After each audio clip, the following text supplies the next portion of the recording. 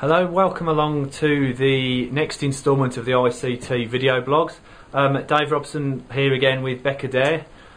After the huge unbridled success of the last video blog about predicate crimes and dual and single criminality, we've had quite a bit more interest from a number of delegates asking for a bit more detail about what it means, particularly two main areas, firstly in practice and secondly in respect of FATF. So Pekka, we're going to have a quick talk about that today.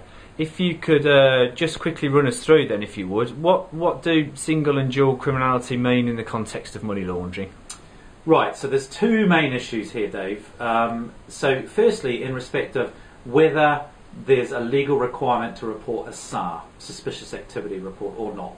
So effectively, in the United Kingdom, for example, we now have what we call dual criminality, okay, in respect of reporting a SAR. And what that means in practice is there is a legal defence for failing to report a SAR if the conduct involved was legal in the country in which the criminal property was created. Okay? So in other words, in 2006 the UK brought in a specific amendment to its money laundering law, and this was a recognition of the fact that there is a great deal of difference with the UK definition of the predicate crimes for money laundering.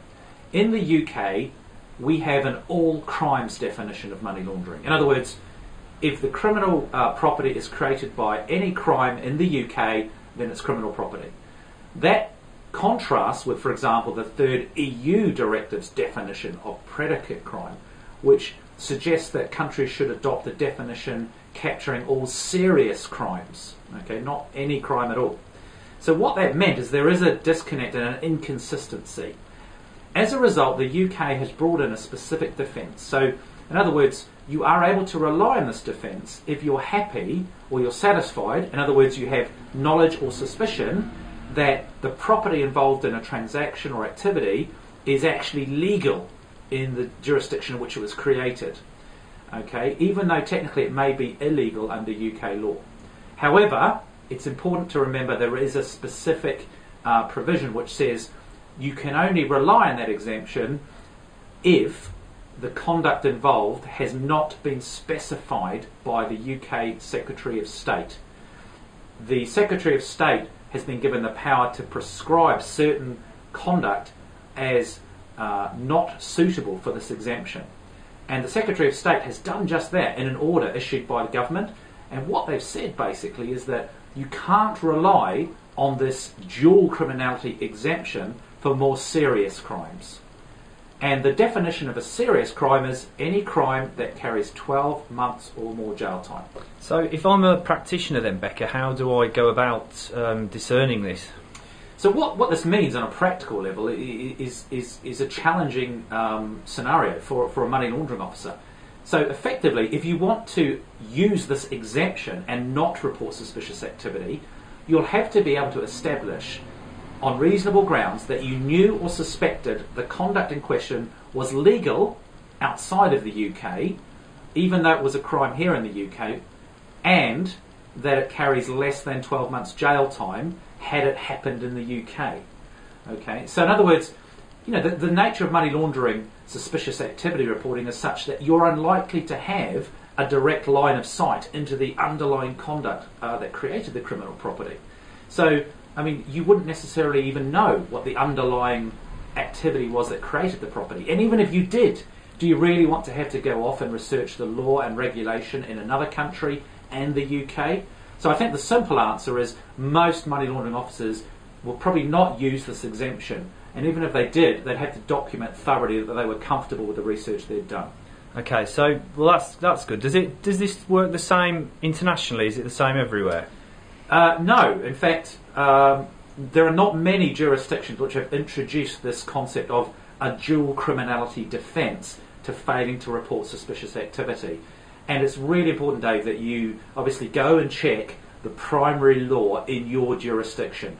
So, for example, go and look at your FIU's website or your regulator's website, or if indeed the statutory repository.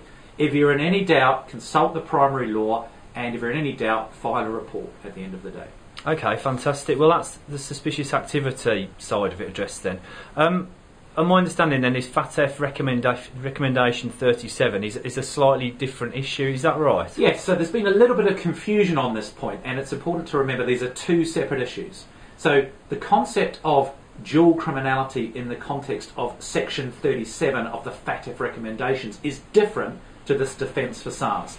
This issue under Section 37 of FATF's recommendations is all about mutual legal assistance. So in other words, countries should generally cooperate with each other in conducting law enforcement investigations. There's also a linked issue here to extradition. The basic concept under FATF is that countries should not say, because we don't have exactly the same definitions of crime in our respective countries, we're not going to cooperate with you in a law enforcement investigation.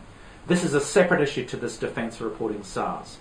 So in other words, what FATF is saying is don't use the argument that, well, your law differs from our law and that you're seeking cooperation from us in respect of a crime which we categorise differently in our country, therefore we're not going to cooperate with your police forces. FATF is saying you should, as a basic principle, cooperate with each other through mutual legal assistance agreements. Okay, that's brilliant. Well, that's cleared both those up, I think. So, just to summarise, there's several elements to the issue that we've talked about today. But just again to re-emphasise, the key one is for a practitioner is to make sure you understand how it works in the jurisdiction which you're based. Absolutely. You know, and I can't emphasise enough, you need to check the primary law in your own jurisdiction.